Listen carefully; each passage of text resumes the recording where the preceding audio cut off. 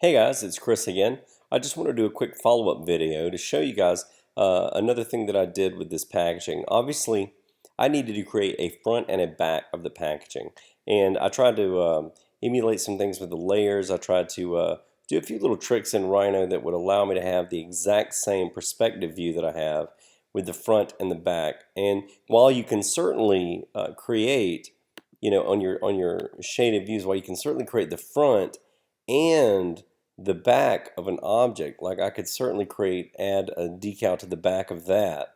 That's not really the easiest way. If you want to get the same perspective view of an object, the easiest way to do that is to actually just create another decal and overlap it with the other one. But you may find that troublesome at first, and I'll show you how to do that. Again, we're going to click the object. I'm going to go ahead and go to my properties panel, and there I am with the decals. So I'm going to add another decal. You can see one decal there, but don't worry about that just yet. I'm going to go ahead and add a decal. That's the one that you just saw.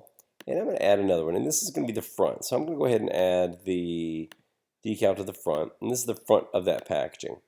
And again, I'm going to keep the planar view in the forward direction, apply, and I'm going to go back to the front, and you can still see that that decal is there.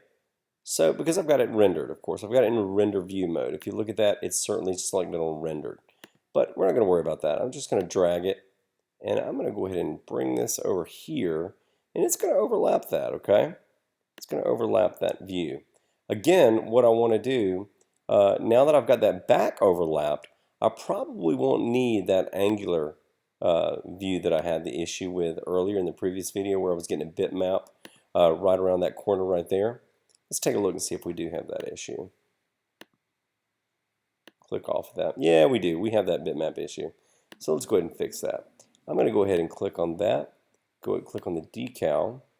Oops, excuse me. Click on the top view. And again, I can, click on the decal widget. That's what I want to do. Click on the decal widget. So now that I've clicked on the widget, I can click on the top view.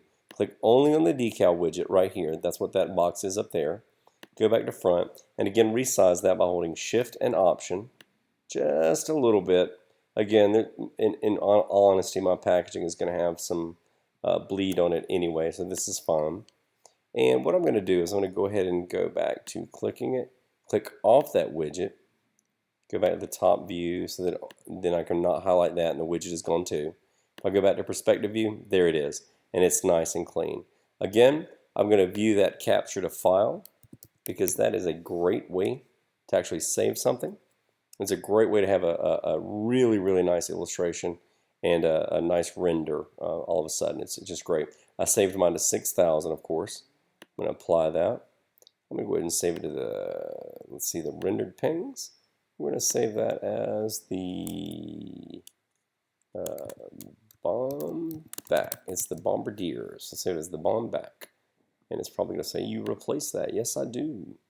It doesn't really take that long. And of course, it renders a lot faster than if you render in Rhino.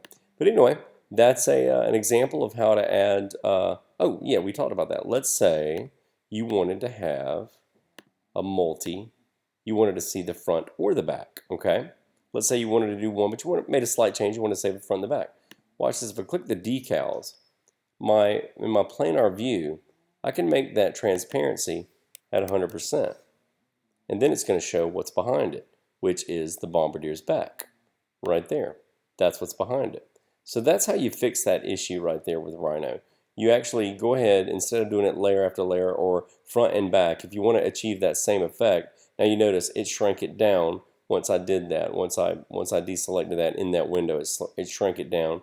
So it gave that nice little, that weird little bitmap effect again. I've noticed that it does that from time to time.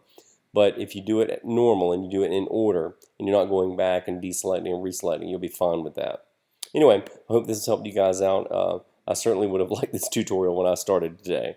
But I am glad that you guys are watching and enjoy.